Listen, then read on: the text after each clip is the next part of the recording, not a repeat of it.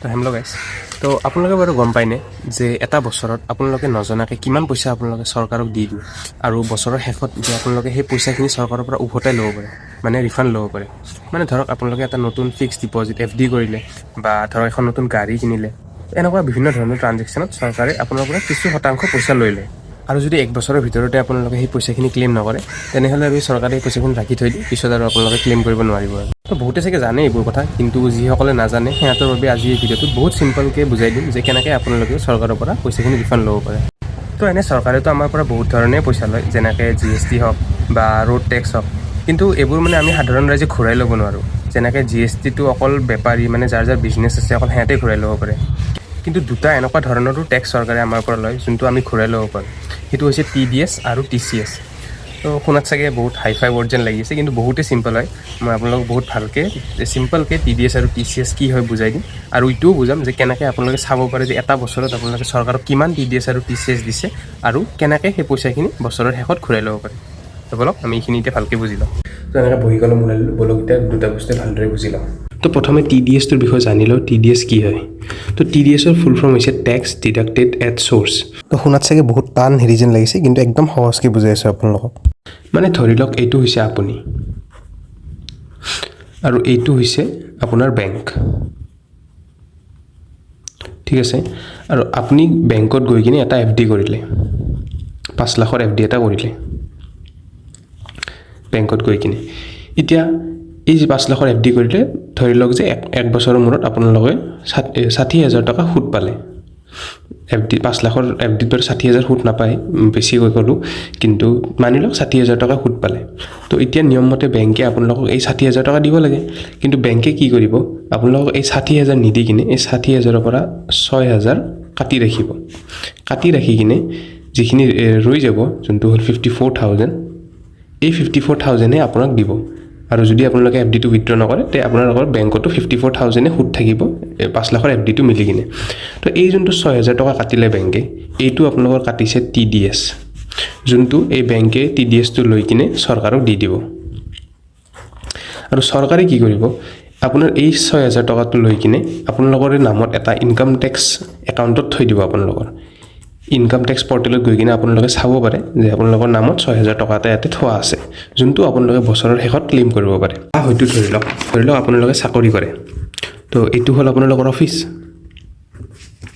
আৰু এইটো হ'ল আপুনি অফিচৰ মানুহবোৰ জেনেৰেলি সুখী নাথাকেতো তো মানি লওঁ যে আপোনালোকৰ মাহে দৰমহা হয় 30,000 যদি আপোনালোকৰ দৰমহা আচলতে 30,000 হয় তেনেহ'লে কি কৰে অফিচে আপোনালোকৰ পৰা এই 30,000ৰ পৰা কিছু শতাংশ পইচা ধৰি লওক 3,000 এটা কাটি ৰাখে আৰু কাটি ৰাখি কিনে 27,000হে আপোনালোকক মাহে দিয়ে 27,000 আপোনালোকক মাহে দিয়ে এই 3,000 যোনটো কাটি ৰাখে এইটো অফিচে কিহৰ কাৰণে কাটে TDSৰ কাৰণে কাটে আৰু আকৌ অফিচে TDSটো গৈ কিনে দিব চৰকাৰক আৰু চৰকাৰে ক'ত থ'ব আপোনালোকৰ ইনকাম টেক্স পৰ্টেলত ইনকাম টেক্স একাউণ্টত থৈ দিব তো যোনটো এই 3,000 দিয়ে 3,000 যে কাটি আছে এইটোতো অফিচে মাহে কাটি আছে কাৰণ আপোনালোকৰ দৰমহাটো মাহে পায় 30,000 তো 3,000কে কাটি এক বছৰত কিমান কাটিল 36,000 আপোনালোকৰ এক বছৰত TDS কাটা যায় যদি আপোনালোকে চাকৰি কৰে এনেকুৱা দৰমহাৰ এনেকুৱা মানে বহুত ধৰণৰ ট্ৰানজেকশ্যন আছে যোনটো আপোনালোকে কৰে আৰু তাতে চৰকাৰে TDS কাটি কিনে ৰাখে তো TDSৰ এইখিনিয়ে কনচেপ্ট আছিল আশা কৰোঁ যে আপোনালোকে ভালকৈ বুজি পালে তো বলক এতিয়া TCSটো বুজো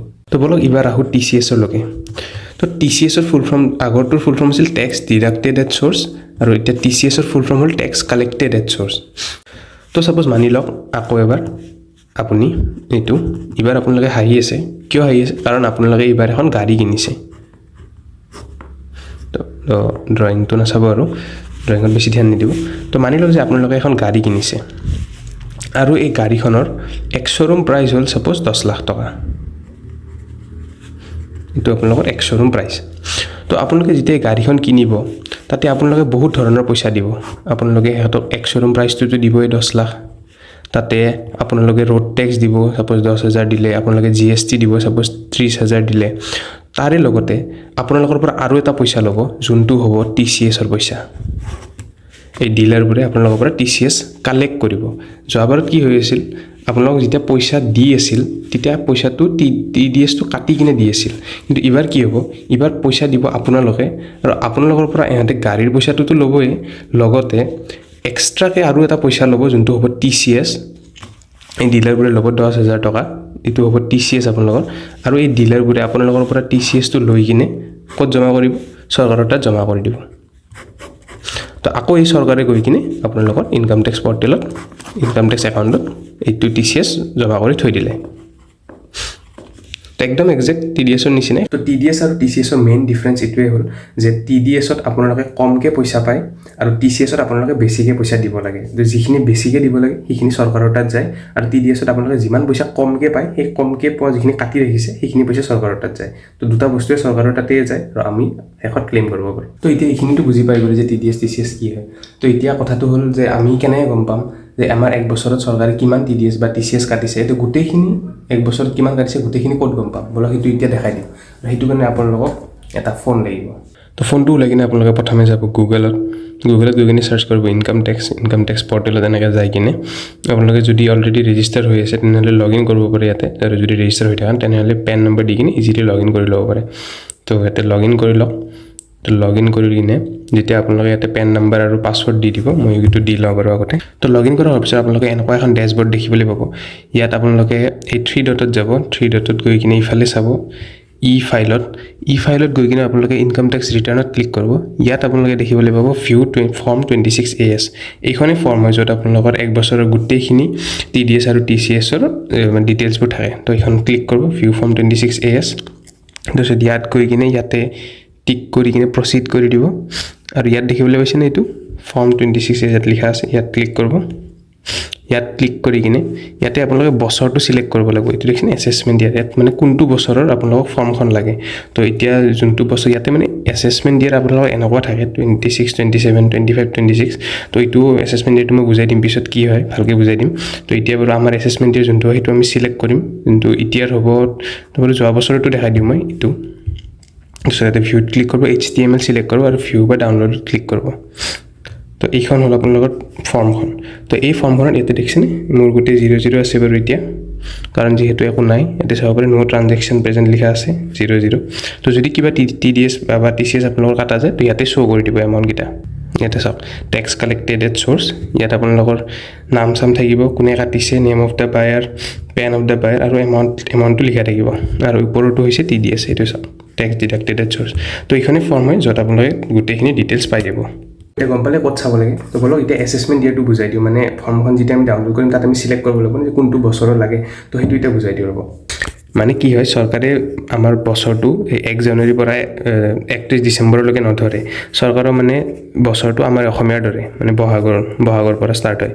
বহাগৰ পৰা মানে কথাটো ক'লোঁ আৰু 1 এপ্ৰিলৰ পৰা ষ্টাৰ্ট হয় আৰু খতম হয় 31 মাৰ্চত। এইটো চৰকাৰে এইটো বছৰ ফ'ল' কৰে, মানে এইটোক ফাইনেন্সিয়েল ইয়েৰ বুলি কওঁ। তো এতিয়া আমাৰ বছৰ কোনটো চলি আছে? 1 এপ্ৰিল 2025টো গ'ল। তো 25ৰ পৰা এতিয়া বৰ্তমান চলি আছে, আজি হ'ল 12 তাৰিখ, 12 ডিচেম্বৰ 2025। তো যেতিয়া এই 1 এপ্ৰিল 2025ৰ পৰা যেতিয়া আমি 31 মাৰ্চ 2026 গৈ পাম, তেতিয়া আমাৰ বছৰ এইটো 25-26 বছৰটো কমপ্লিট হৈ যাব। এতিয়া যিহেতু আমাৰ বছৰটো হ'ল 25-26, তো মই যদি এই বছৰৰ চাব লাগে তে এই বছৰটো শেষ হোৱাৰ পিছত, মানে 31 মাৰ্চ 2026ৰ পিছত মই সেই ফৰ্মখন ডাউনলোড কৰিম আৰু চাম যে মোৰ এই বছৰটোত কিমান TDS কাটা গ'ল। তো এই 31 মাৰ্চ 2026ৰ পিছত মই ইনকাম টেক্স পৰ্টেলৰ পৰা এই পইচাখিনি ক্লেইম কৰিব পাৰিম, যোনটো এইটো বছৰত কাটা গৈছে। তো চৰকাৰে বাৰু আমাৰ পৰা এইবোৰ পইচা কিয় কাটে, মানে TDS TCS এইবোৰ কিয় লয় আমাৰ পৰা? মানে কি হয়, যেতিয়া আপোনালোকে গাড়ী কিনে বা আপোনালোকে যেতিয়া ডাঙৰ FD কৰে, যেনেকৈ 5-6 লাখ 7 লাখৰ FD যদি কৰে, তেতিয়া চৰকাৰে মানে এনেকৈ ভাবি লয় যে আপোনালোকৰ ইনকাম বহুত বেছি হয়। চৰকাৰে এইটো এজিউম কৰি লয় যে আপোনালোকৰ ইনকামটো 12 লাখতকৈ বেছি হ'ব, সেইকাৰণে সি এনেকুৱা FD কৰি আছে বা গাড়ী কিনি আছে। তো কি কৰে, আপোনালোকৰ পৰা এই TDS TCSটো এজ এন ইনকাম টেক্স আগতীয়াকৈ কাটি ৰাখে। পিছত যদি আপোনালোকৰ মানে ইনকাম টেক্স দিব লগা হয় তেনেহ'লে মানে যাতে আপোনালোকে আকৌ পিছত যাতে বহুত পইচা একেলগে দিব লগা নহয়, সেইকাৰণে আগতীয়াকৈ অলপ অলপকৈ কাটি ৰাখে। তো যদি আপোনালোকৰ ইনকাম এতিয়া অহা বছৰৰ পৰা মানে 12 লাখ কৰি দিছে লিমিটটো, তো যদি আপোনালোকৰ ইনকাম 12 লাখতকৈ কম হয় তেনেহ'লে চৰকাৰে যে আপোনালোকৰ পৰা এই পইচাখিনি কাটি ৰাখিলে, এতিয়াতো আপোনালোকে 12 লাখলৈকে একো দিব নালাগে। তো চৰকাৰে যে কাটি ৰাখিলে সেইখিনি পইচা আপোনালোকে আকৌ উভতাই ল'ব পাৰে। তো বহুতে এনেকৈ ভাবে যে ইনকাম টেক্সত লগ ইন কৰিলে আমি টেক্স দিব লগা হৈ যাব। তো এনেকুৱা একো একো নহয় চৰকাৰে নিজেতো গম নাপায় ন যে আপোনালোকৰ ইনকাম 12 লাখতকৈ তলত হয় সেইটো আপোনালোকে নিজে চৰকাৰক জনাব লাগিব তেতিয়াহে আপোনালোকৰ পইচাটো ঘূৰাই দিব তো যদি আপোনালোকৰ ইনকাম 12 লাখতকৈ কম হয় তেনেহ'লে আপোনালোকে কি কৰিব আপোনালোকে ইনকাম টেক্স পৰ্টেলত গৈ কিনে এখন ইনকাম টেক্স ৰিটাৰ্ণ মানে শুনাত বহুত হাই-ফাই ৱৰ্ডৰ ইনকাম টেক্স ৰিটাৰ্ণ কিন্তু একদম সিম্পলকৈ ক'ব গ'লে ইনকাম টেক্স ৰিটাৰ্ণখন এখন অকল আপোনালোকৰ গোটেইখিনি ইনকামৰ ডিটেইলছ হয় যে মোৰ ঘৰৰ পৰা ইমান ইনকাম মানে ঘৰৰ ভাড়াৰ পৰা ইমান ইনকাম আহিছে চাকৰিৰ পৰা ইমান ইনকাম আহিছে বা বেংকৰ ইণ্টাৰেষ্টৰ পৰা ইমান ইনকাম আহিছে সেইখিনি অকল আপোনালোকে এখন ফৰ্মত লিখি দিব লাগে আৰু চৰকাৰক ক'ব লাগে যে চাওক আমাৰ ইনকাম 12 লাখতকৈ কম হয় তো আপুনি আমাৰ পৰা যিমান TDS কাটিছে যিমান TCS কাটিছে আমাক সেইখিনি ঘূৰাই দিয়ক তো এইখিনিয়ে হয় ইনকাম টেক্স ৰিটাৰ্ণ এইখিনি ফিল আপ কৰি কিনে আপোনালোকে দিব লাগে তো এইখিনি ফিল আপ কৰি কিনে যেতিয়া দি দিব আপোনালোকৰ পইচাটো ৰিফাণ্ড আহি যাব যদি আপোনালোকৰ TDS TCS কাটা হৈছে তেনেহ'লে ইনকাম টেক্স ৰিটাৰ্ণ ফাইল কৰি কিনে আপোনালোকে নিজে পইচাখিনি ক্লেইম কৰি ল'ব পাৰে আৰু যদি কিবা হেল্প লাগে আপোনালোকক ইনকাম টেক্স ৰিটাৰ্ণ ফাইল কৰা ৰিলেটেড তেনেহ'লে মোকো কণ্টেক্ট কৰিব পাৰে মই নিজে এজন CA ফাইনেলিষ্ট হয় আৰু মানে টেক্সৰ কাম চাম এইবোৰ মই কৰি থাকোঁ তো মোক কণ্টেক্ট কৰিব পাৰে মোৰ নাম্বাৰটো তলত ডেছক্ৰিপশ্যনত দিয়া থাকিব তো আজিলৈ ভিডিঅ'টো এইখিনি আছিল আশা কৰোঁ কিবা নতুন শিকিবলৈ পালে অলপ নলেজ পালে তো আজিলৈ এইখিনি আছিল আৰু যদি ভিডিঅ'টো চাই ভাল পাইছে তেনেহ'লে চেনেলটো ছাবস্ক্ৰাইব কৰি দিব আৰু ভিডিঅ'টো লাইক কৰি দিব thank you and bye by